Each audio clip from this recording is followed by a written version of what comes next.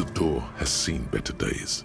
The layer of paint has started to peel off due to the salt and wind from the sea. Even the lock looks slightly rusted. It's getting late. I'll let you sweep this place on your own. I'm sure you can handle the washerwoman.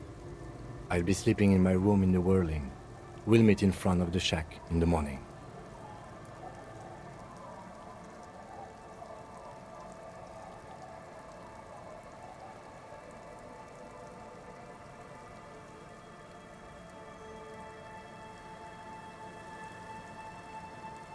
Good night, and try not to break the case without me.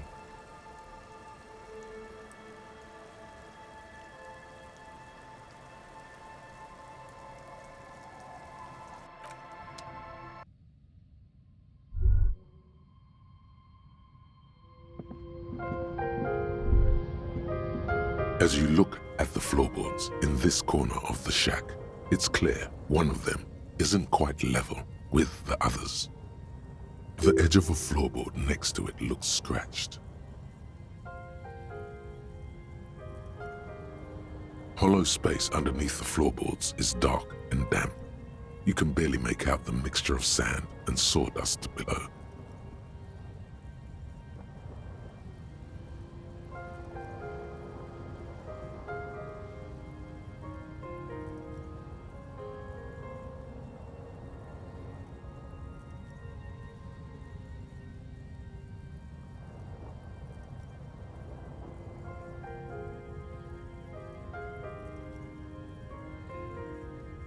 Nothing particular catches your eye.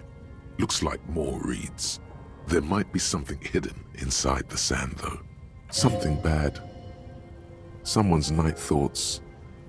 A last resort. A bad idea. You stick your hand in and start combing through the sand. Dry, not like outside. Fine dust. And then something hard wrapped in paper.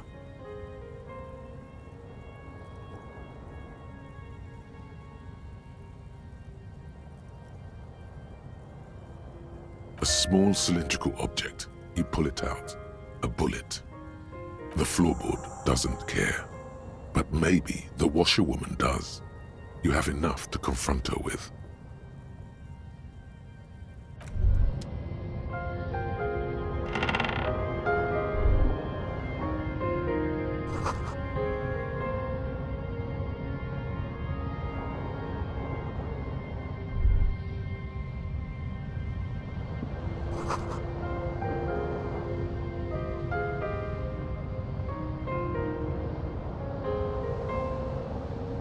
On the table, you see a bowl of water, a rough soap, and next to it, a small hand mirror.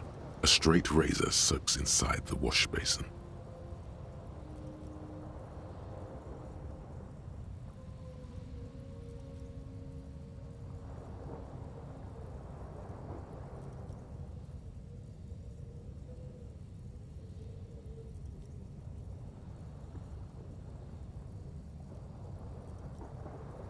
The water reflects back a vague image of your face. Nose bulbous and red, hair unkempt, wrinkles lining the eyes and forehead. The stash is gigantic. You'll be looking like a pansy without the chops. A fucking pansy. A fresh start looms ahead. Clean yourself up and be born anew.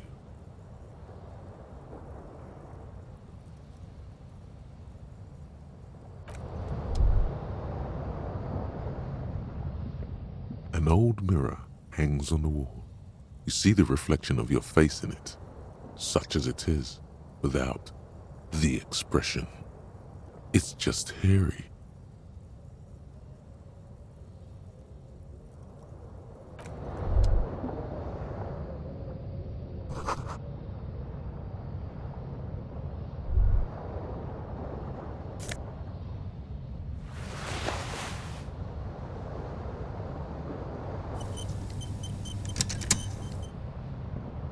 The bed is comforting, if a bit run down. Still, you've earned a rest. Across the room, the heating system hums its soft lullaby. The mattress feels soft and sheets warm. It only takes you moments for the world to fall away. Thoughts, baby. A million little lights in the dark. You're one fine instrument, brother. All those faces and all those names. All that laughter and screaming and scheming around. Every corner and every street.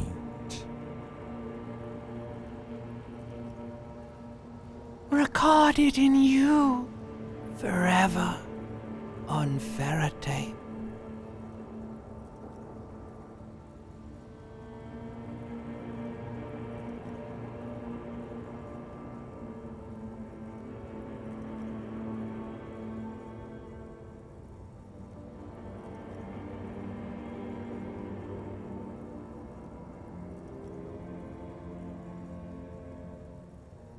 No, you're spinning tapes at the discotheque. The great unceasing disco of the mind. The flash, the bang, the endless learning experience.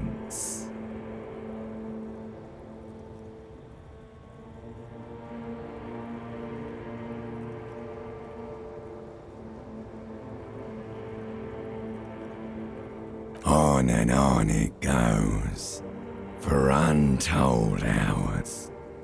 At the disco where you first asked her to dance. Rising, rising, above the dark curvature, the great wingspan of sleep, studded with stars.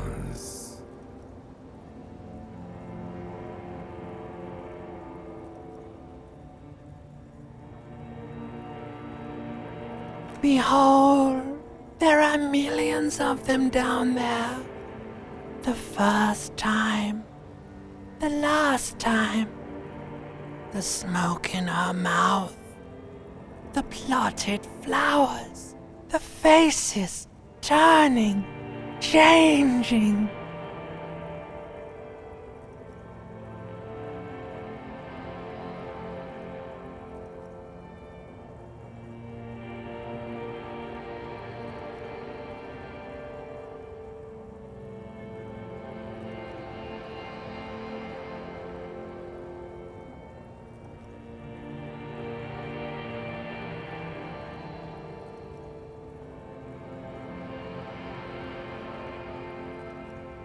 It's the world, Harry boy, and you're made of it. Every day you're out there, you make more of yourself from it. I'm afraid you can't be unmade now. You can never forget this shit.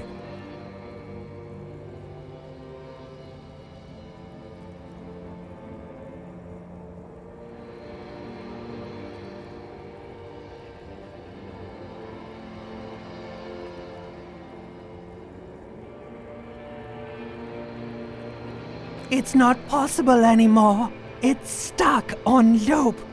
Whirling, spitting out words and images. You're the son of the world again. Harrister, a ceaseless agent. Picking up litter and old newspapers. Collecting your little bubblegum wrappers and idiotic picture postcards. Meaningless, meaningless keepsakes. Reading your awful letters and recalling things, aren't you? The endless names of the world. An address book you are. The map of a city.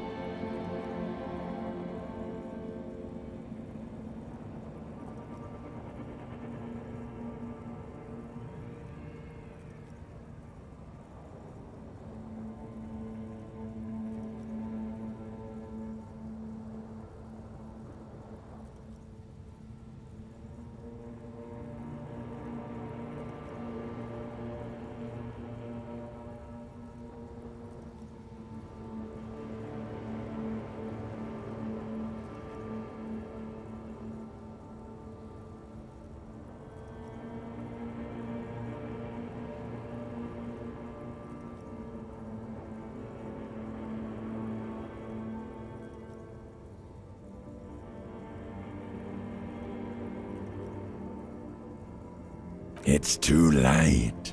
You're not made of nothing anymore. You're something now, Harry. I tried to drown you in the black water, but you re-emerged, kicking and screaming, running. And for what? For the money, baby.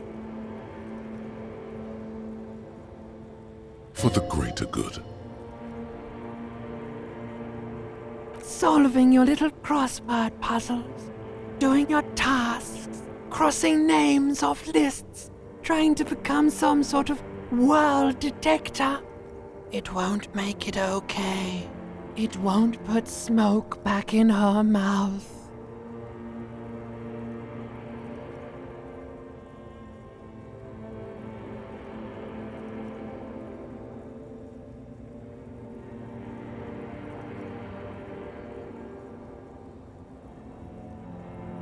There he goes again. He's a real political animal, our Harry. He still doesn't see that it's the world changing around him.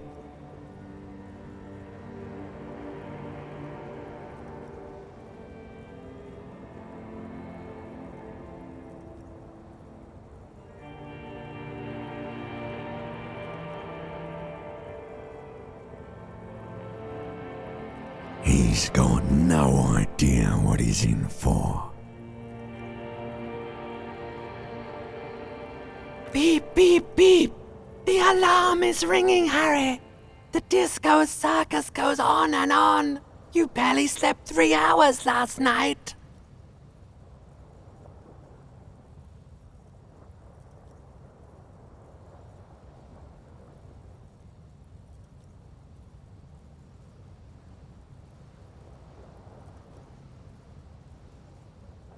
You can do it. It's nothing. Do it for the city. Go.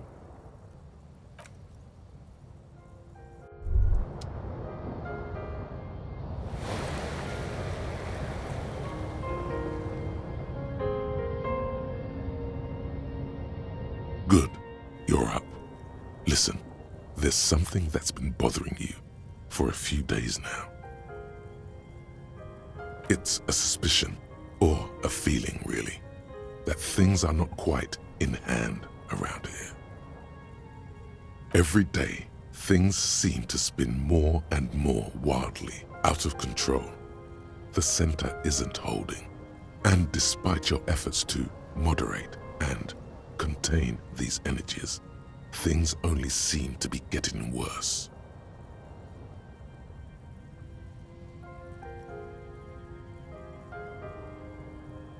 Oh, sure.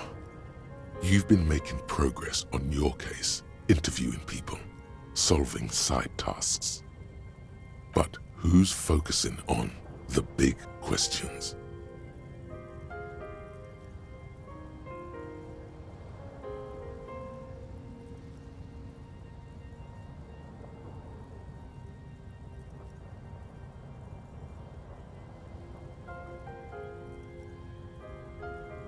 You've got to find out who bears la responsabilité.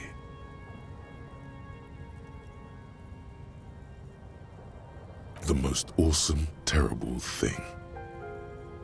It is human nature to crave la responsabilité and to deny it. That's why it must be distributed across many different organizations, agencies, offices, and portfolios.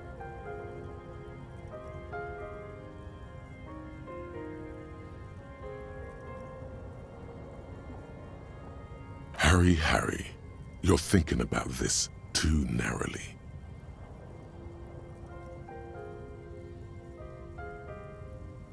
La responsabilité isn't concerned with trivial questions like who killed who. It's about the real issues, the human welfare index, the price of staple goods, the transition to real democracy.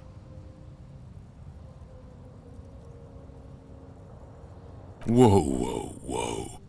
This isn't some kind of dictatorship. You can't simply seize la responsabilité for yourself. It must be given by a legitimate authority, like a committee.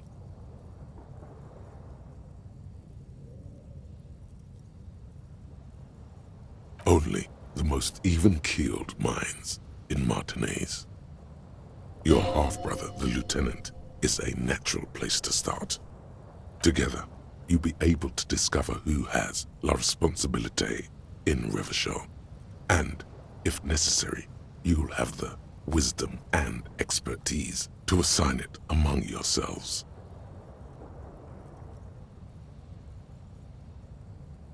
Most likely, your findings will be collected in a report, which will be carefully reviewed by your superiors. Once they've reviewed it, those same superiors will produce a set of recommendations to be taken up at the next meeting of the Standing Committee.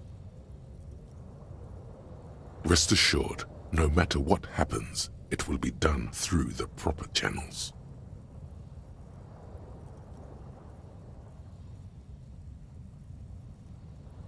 Good luck. Your report is eagerly anticipated.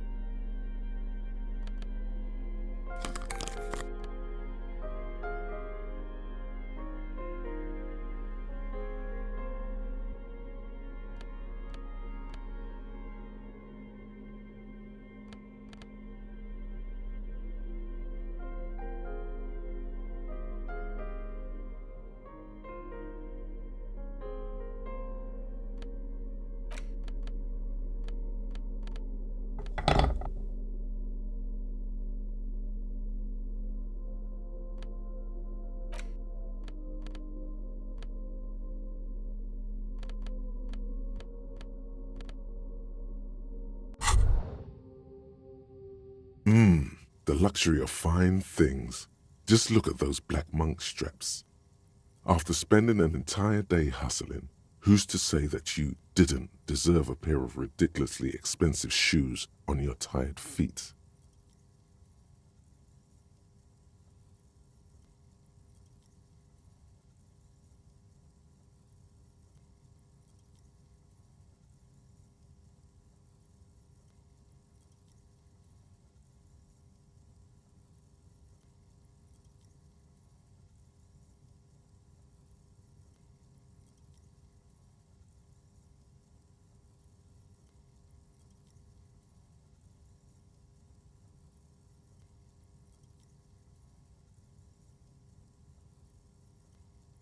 Beautiful things give you a rush. It's power. Crafting your style, draping your flesh in silk and leather, deciding how to present yourself to the world. Remember, when they come to take it away from you, you worked for those shoes. Whether you like it or not, wearing these shoes has made you more liberal, ultra-liberal. They're either a gateway drug or a booster pack to get you deeper into free market ideology.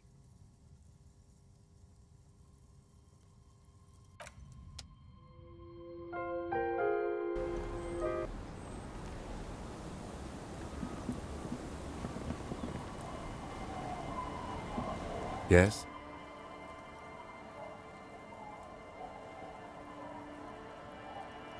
I'm glad to hear it, Detective. I was wondering when we'd get to this very subject. If you ask me, it's high time for you to put the bottle away. Sober up, get back to basics. That would be my advice.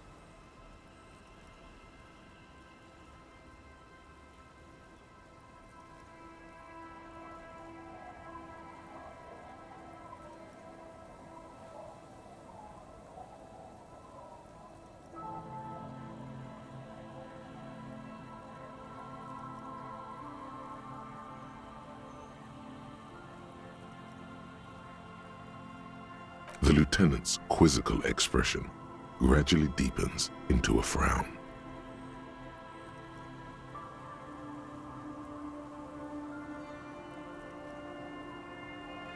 So, what are we talking about then?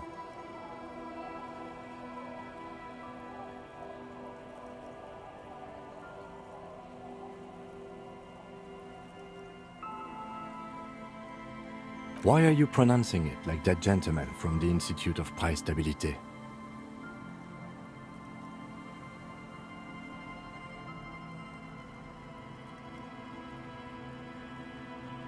You know what? Forget it. What specifically are you trying to assign responsibility for?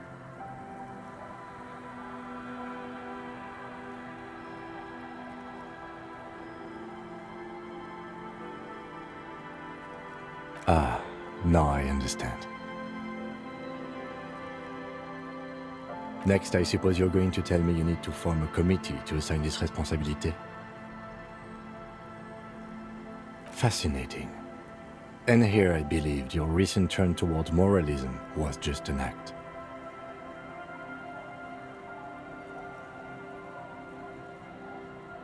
In any event, I am just a humble law official.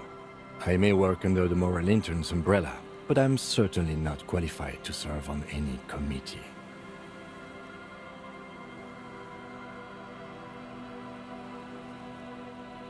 You know who might be, though? That Mr. Villedroit, the gentleman you met in the young man's apartment.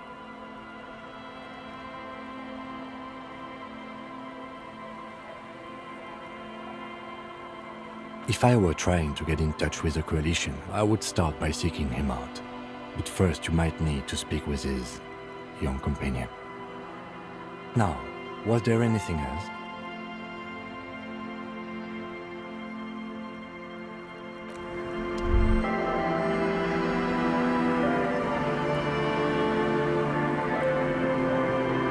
Our tenant, the policeman. I hope the waves don't keep you up at night.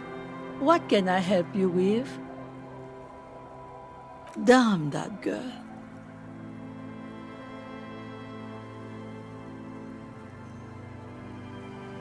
And without anger, a long and harsh life has taught her not to buckle under pressure.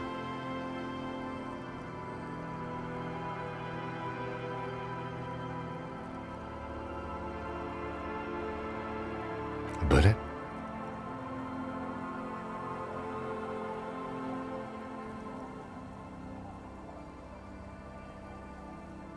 You didn't put it there, did you? She did.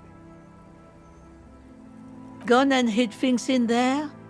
She's usually a good tenant, and not a stupid one either.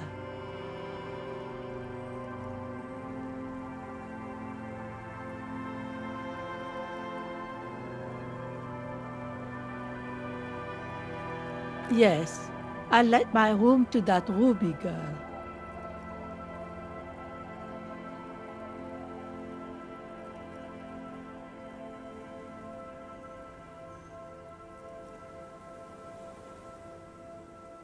as I've done before when she's been in trouble or just looking for solitude. I've made it clear. We welcome all kinds of people here. She came last Friday, left on Monday in a hurry. What has she gotten herself into, that girl?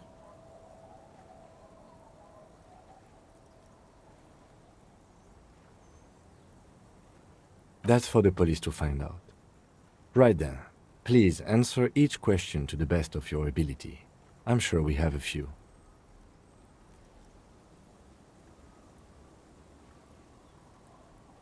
Yes, early with the dogs, around 8 o'clock, I think.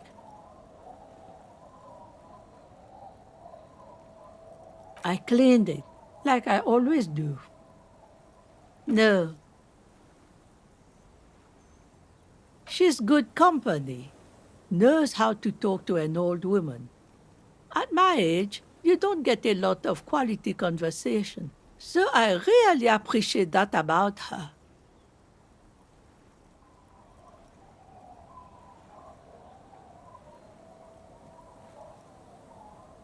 Did she talk to you much during her last stay?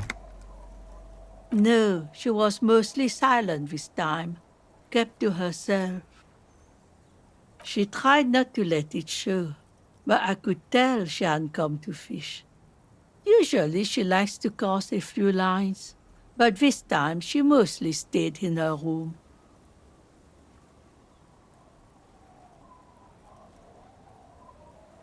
How would I know? She's a gruff one, but not violent. She doesn't go around toting a gun.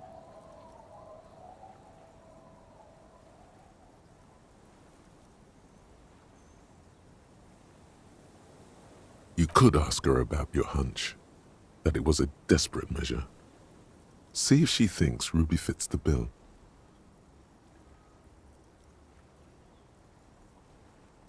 Aye, do tell.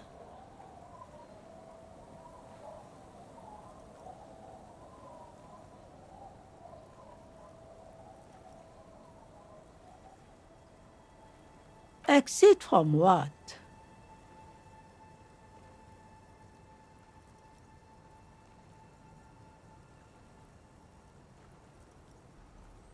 The lieutenant stops writing for a moment. He looks at you, then at the old woman. No, she's a fighter.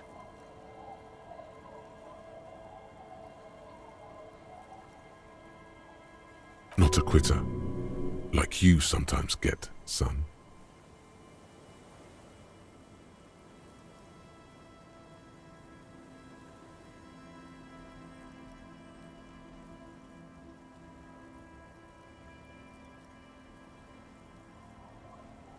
Nothing of the sort. Sure, she was no stranger to the bottle. She fit in that way. But I only knew her to have a beer on the beach while watching the sunset.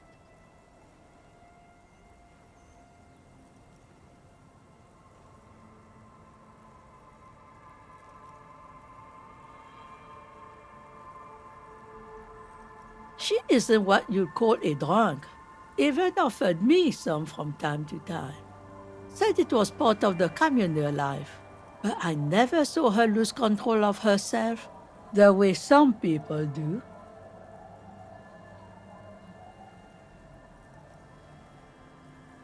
Not that I know of, though she was into nice music.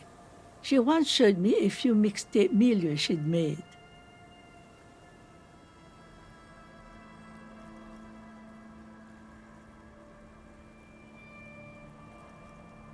Although I guess she was pretty handy with the mechanical and technical stuff.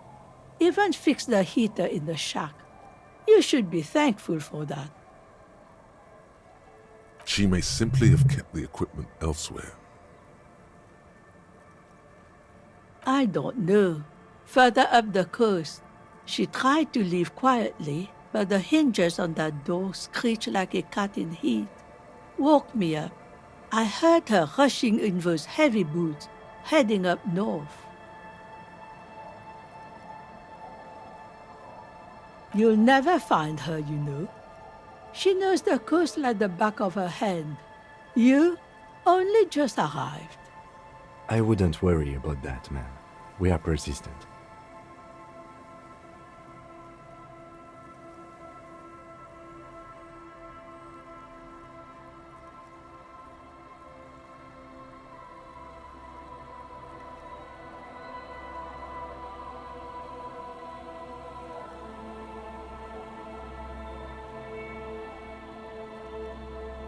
Are you sure you would rather stay here? Get a nice cozy fire going in the heater? Seems like a better idea to me.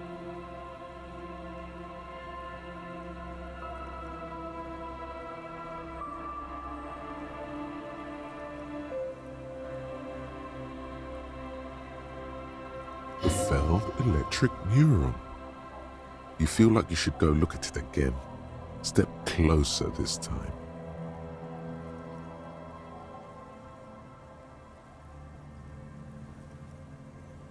One thing, officer. If you do find her, please go easy on her.